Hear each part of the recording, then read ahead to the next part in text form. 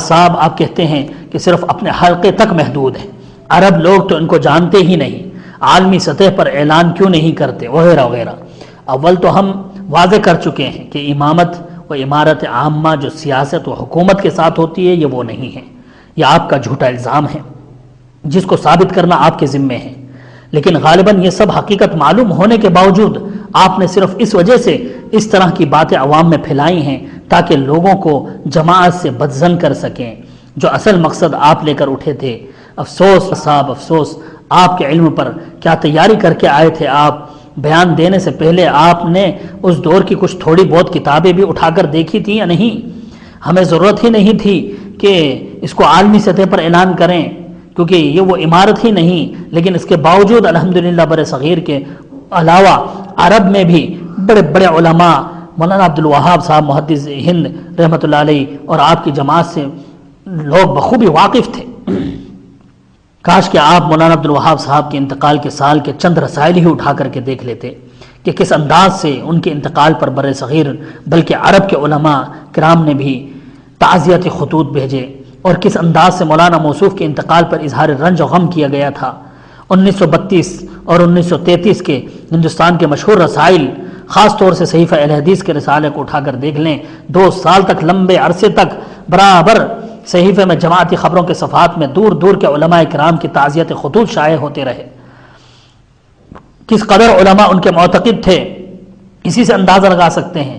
وقت کا لحاظ کرتے ہوئے میں ان میں سے صرف چند صفحات کے فوٹو آپ کے سامنے رکھتا ہوں جن میں اس دور کے چند علماء اور اہم ہستیوں کے تعزیت خطوط شائع ہوئے تھے، جو کہ صحیفہ میں بعنوان ہندوستان کے طول و عرض میں محدث ہند کی وفات پر اظہار غم سلسلہ وار درج ہوا کرتا تھا، جن میں خاص طور سے مولانا عبدالجبار صاحب کھنڈیلوی، مولانا حکیم محمد عاقل صاحب جھنگوی، مولانا عبدالعزیز صاحب مرشد آبادی، مولانا محمد موسیٰ صاحب تبتی اور مولانا عبدالقادر صاحب گنگوہی وغیرہ وغیرہ بہت سارے نام ہیں۔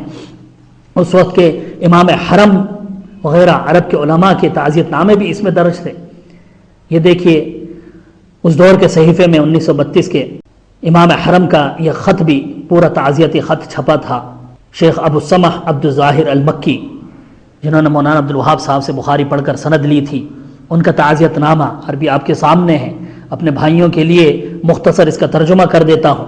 لکھتے ہیں کہ محترم بھائی شیخ ابو محمد عبدالستار، آپ پر اور جمیع عیال اور بھائیوں پر اللہ کی سلامتی اور رحمت اور برکت نازل ہوں۔ اس کے بعد ہمیں آپ کے والد اللہ تعالیٰ ان پر رحم کریں جو امام اور بڑے عالم تھے، کی وفات سن کر سخت رنج ہوا۔ انا للہ و انا الیہ راجعون۔ اللہ تعالیٰ کے سوا ہر چیز فنا ہونے والی ہے، اللہ ہی کا حکم جاری ہے اور اسی کی طرف لوٹ کر جانا ہے۔ جو لوگ مصیبت پر صبر کریں تاکہ صابرین میں شمار ہوں، اگرچہ آپ کے والد اللہ تعالیٰ ان پر رحم کریں فوت ہو گئے ہیں، مگر آپ کو تو پیچھے چھوڑ گئے ہیں۔ آپ ان کے قائم مقام ہو کر انہی کی طرح قول و فعل کے ساتھ سنت رسول اللہ صلی اللہ علیہ وسلم کو زندہ رکھیں۔ اللہ ہمیں اور تمہیں نیک کاموں کی توفیق دے اور تمہیں اس مصیبت کا بدلہ دے۔ ہم نے حرم اور غیر حرم میں کئی مرتبہ مرحوم کا نماز جنازہ پڑھا ہے۔ والسلام علیکم ورحمۃ اللہ وبرکاتہ۔ آپ کا بھائی ابو السمح امام حرم مکہ مکرمہ۔ اس خط سے واضح ہو گیا کہ امام حرم رئیس و خطیب بیت اللہ بھی آپ کی زندہ کردہ ساری سنتوں اور خصوصاً عمارت کی تائید و تصدیق کرتے تھے۔ اسی طرح شیخ عبداللطیف بن شیخ عبدالظاہر المکی، انہوں نے بھی تعزیت نامہ بھیجا تھا اور اس کے ساتھ ایک لمبا چوڑا 40 شعروں کا قصیدہ مولانا عبدالوہاب صاحب کے متعلق بھیجا تھا۔ وہ بھی صحیفے میں شائع ہوا تھا۔ آپ کے سامنے جو دیکھنا چاہے ان صفحات کو دیکھ کر پڑھ لے۔ کس انداز سے مولانا موصوف کی سیرت اور کارنامے اور قربانیوں کا اس قصیدے میں ذکر کیا ہے، ان کی خدمت دین کا جذبہ کس انداز سے الفاظوں میں اس کو پرویا گیا ہے۔ عرب کے مشہور عالم دین، مترجم و مفسر قرآن دکتور شیخ تقی الدین الہلالی، جن کے تعلق سے مولانا قاضی محمد اسلم سے فیروز پوری صاحب اپنی کتاب تحریک اہل حدیث تاریخ کے آئینے میں صفحہ نمبر 530 میں لکھتے ہیں کہ اہل حدیث کے عالمی شہرت رکھنے والے 2 عظیم فرزندوں ڈاکٹر تقی الدین الہلالی مرحوم متوفی 1987 اور ڈاکٹر محمد محسن خان نے انگریزی میں قرآن کا ترجمہ کیا ہے۔ آگے لکھتے ہیں علامہ تقی الدین ہلالی مراکشی، جو بغداد یونیورسٹی اور مدینہ یونیورسٹی اور مراکش کی یونیورسٹیوں میں سالہ سال تک پروفیسر رہے، برلن یونیورسٹی میں بھی وہ استاد رہے، ہندوستان میں بھی 4 سال رہے، انہی کی سرپرستی میں ندوہ سے ایک معیاری علمی تحقیقی عربی مجلہ الضیاء کے نام سے شروع کیا گیا۔ علامہ تقی الدین ہلالی خالص سلفی اور پختہ فکر اہل حدیث عالم تھے۔ وہ جہاں جہاں رہے اپنے تلامذہ پر فکر محدثین اور مسلک سلف کا رنگ چڑھاتے رہے۔ ان کے اٹھ جانے سے اہل حدیث عالمی شہرت رکھنے والے علمی شخصیت سے محروم ہو گئے۔ یہ مولانا عبدالوہاب صاحب محدث ہند کے انتقال کے بعد عراق سے عرب کے اسی مشہور عالم علامہ تقی الدین ہلالی کا شیخ الحدیث مولانا عبدالستار صاحب رحمۃ اللہ علیہ کے نام ایک مکتوب موصول ہوا تھا، جو کہ صحیفہ اہل حدیث بابت ذی قعدہ 1353 میں صفحہ نمبر 14 میں یہ شائع ہوا تھا۔ اس کا عربی خط یہ پورا آپ کے سامنے ہے، سامعین کے لیے میں ترجمہ اس عربی خط کا کر دیتا ہوں۔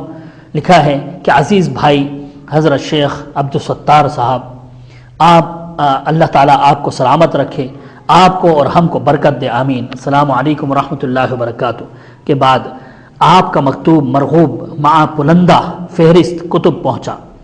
کثرت مصروفیات کی وجہ سے جلد جواب دینے میں قاصر رہا، لہٰذا آپ سے درگزر اور معافی چاہتا ہوں۔ دیگر حال یہ کہ آپ کے رقع پہنچنے کے چند روز بعد میں نے آپ کے والد مرحوم کو خواب میں ایک بہت بلند بالا خانے میں دیکھا۔ بہت مشکل زینہ تھا جس پر میں نہایت مشکل سے چڑھ کر مرحوم کے پاس پہنچا۔ ملاقات ہوئی، آپ کی صحبت یافتوں میں سے آپ کے ساتھ بھاری جماعت تھی۔ مجھے یاد پڑتا ہے کہ ان میں ایک جسیم آدمی جن کا نام شاید عنایت اللہ ہے، رنگ سخت گندم گو ہے، اس نے مجھ پر کچھ اعتراض کیا۔ میں نہیں جانتا کہ اس نے میرے کپڑوں کے بارے میں اعتراض کیا یا کسی اور چیز کے بارے میں۔ اس کا جواب میری جانب سے شیخ مرحوم نے دیا اور مجھ پر بہت خوش ہوئے۔ جب تک اللہ تعالیٰ نے چاہا میں آپ کے پاس بیٹھا رہا، پھر واپس چلا آیا۔ مرحوم بہت خوش اور بشاش تھے۔ ان لوگوں پر افسوس ہے جو مرحوم کو گمراہ کہتے ہیں اور قرب چاہتے ہیں۔ میں نہیں جانتا کہ آیا وہ مرحوم کے ساتھ عداوت کر کے اللہ کا قرب چاہتے ہیں یا لوگوں کا قرب۔ یقیناً یہ لوگ جو کچھ بھی کہتے ہیں، آپ کی جماعت کے ساتھ جو برتاؤ کر رہے ہیں بہت ہی برا کر رہے ہیں۔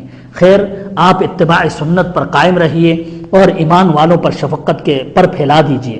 حقوق اللہ کے سوا اپنی ذات کے بارے میں کثرت بردباری اور درگزر کو لازم پکڑیے۔ نیز آپ اہل حدیثوں سے جدا مت ہوئیے، نہ ان کی مخالفت کیجیے جو بدعات اور معصیت سے بچتے ہیں۔ میری جانب سے میرے برادران جماعت غربا اہل حدیث کو سلام کہہ دیجیے گا اور ان سے میرے حق میں دعا کروائیے گا۔ ہم بھی اپنے اور تمہارے لیے دعا مانگتے ہیں۔ اللہ تعالی ہماری مدد اور تائید کرے اور ثابت قدم رکھے۔ والسلام من جانب تقی الدین الہلالی، 28 ربیع الثانی 1353۔